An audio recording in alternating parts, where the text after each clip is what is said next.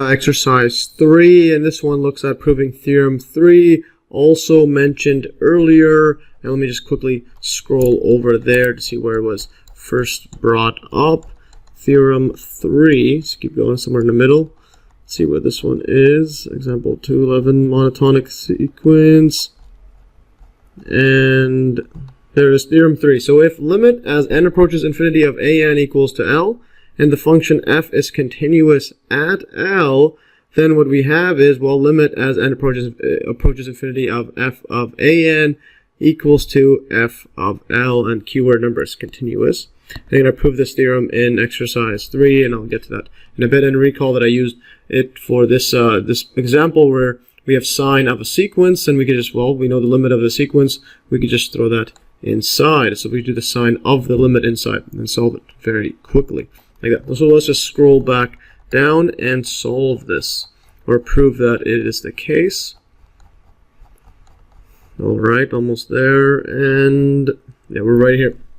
So prove Theorem 3, also mentioned earlier. So recall Theorem 3, as I just went over, limit as n approaches infinity of an equals L, and the function f is continuous at L. Then we have this scenario that the limit as n approaches infinity of f of an equals to f of L. And here I just copied and pasted from my calculus book just for convenience.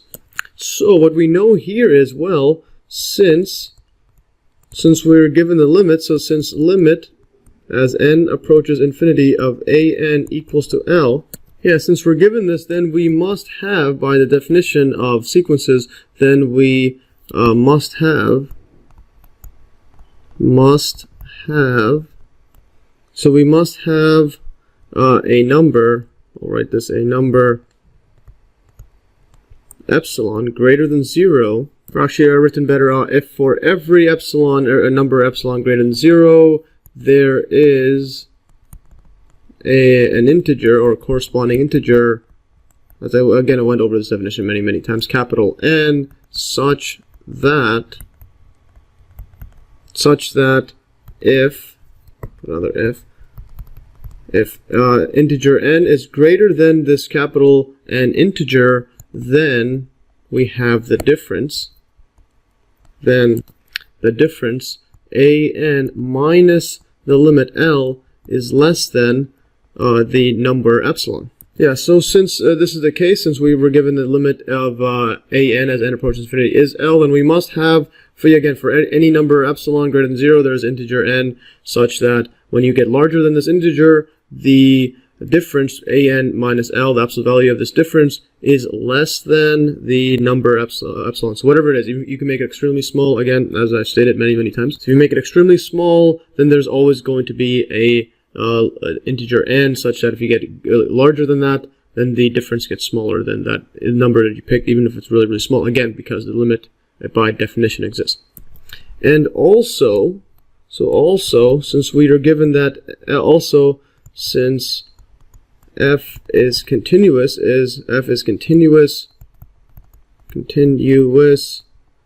at L. Yeah, so this at x equals L, or at L, so it's continuous at L, then what we must have, and I'll write here then, by definition, by, again, another precise definition of limits, or here I wrote it a bit better, I just typed it out. So, and since f is continuous at L, by the precise definition of limits shown in my earlier videos, we must have the case right here, the limit as x approaches L of f of x must equal to, well, f of L. So the limit exists in the function f of L equals to, the limit as x approaches L of f of x equals to f of L. If if for, again, similar to the above definition for sequences, if for every number epsilon greater than 0, there is now, instead of an integer, there is a number, we'll call this delta. So again, number versus integer. Number delta such that, actually I'll separate this as a number delta greater than 0. It's also greater than 0, such that if the absolute value of the difference x minus L is going to be, if it's less than this specific number delta, whatever it is, greater than 0, then again, instead of going just n's larger than capital N, because we're going to a specific point as opposed to going to infinity for these limits, we're going to go, we're moving to L, so we're just looking at interval but at L, so very, very small. Then the scenario we have is then f of x minus f of L. This difference is going to be less than this epsilon number. Yes, that was a definition, but what I'm going to do is I'm going to just correlate these better with this above. So what I'm going to do is I'm going to replace, just switch these around, switch the terminology. I'm going to call this delta, call this epsilon, so that this is going to be delta, and this is epsilon, so that these line up. Notice how this is going to be exactly the same thing if we let an equal to x. Yeah, so thus what we have is, well, that's the definition of continuous. So thus, let's just say, suppose now,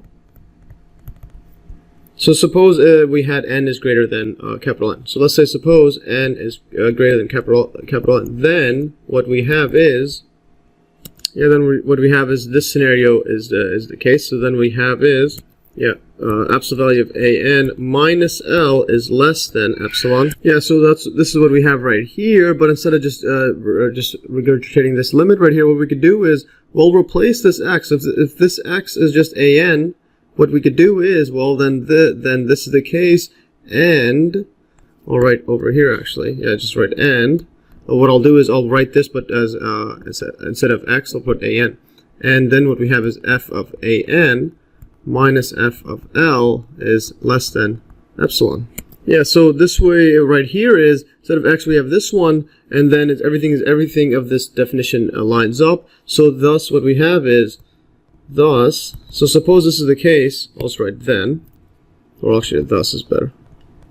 Thus, we're replacing x with it, so thus limit as an approaches L of f of an is equal to f of L by definition. I'll also write that here by definition of the above continuous function. So by definition, or by precise definition, but notice this is the same thing. So a limit as an approaches L is the same thing as, this is same as limit, well, let's write this down, limit an approaches L of f of an is just equals to limit as n approaches infinity of f of an.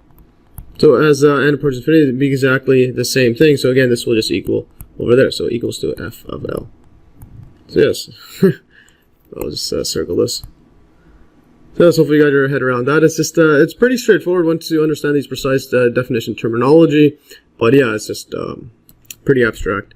And precise definitions has always been a bit of a brain teaser. The way that they use these definitions, again, it's all it has to do is with when you just any number you pick, there's always going to be a number such that this difference is always going to be less than that number, and so on. So yes, so this is the same thing. So in essence, all we're doing here is, well, right here we just replace this this L with limit as n approaches infinity of an, and essentially just throw that in there. And then x would be the an, and so on. We get that. So it's pretty straightforward. We worked around the long way just to get to that same thing that we can intuitively look at. So there it is.